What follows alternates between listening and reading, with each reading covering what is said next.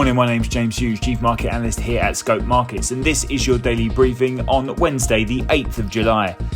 Asian stocks dithered on Wednesday as an increase in new coronavirus cases in some parts of the world cast doubts over the economic recovery, while oil prices eased on oversupply fears.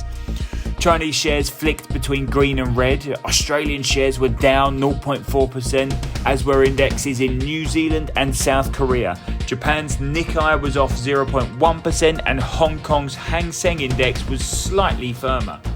Overnight, US stocks fell, halting a 5-day winning streak by the benchmark S&P 500 index, its longest this year, and driven by better than expected economic data over the last few weeks.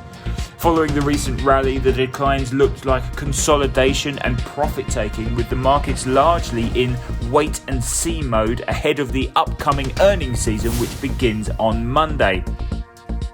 It will be important to watch the number of US deaths in the coming weeks as coronavirus cases continue to grow.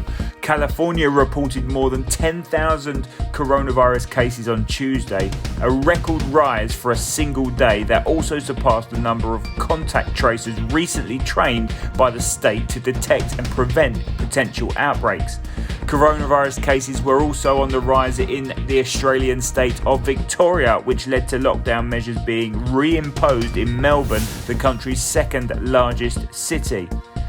Today's session sees a very quiet session in terms of the economic calendar, with very little due for release out of the US later today. However, we will see European economic projections from the European Commission, as well as a mini budget coming from the UK Chancellor of the Exchequer, Rishi Sunak.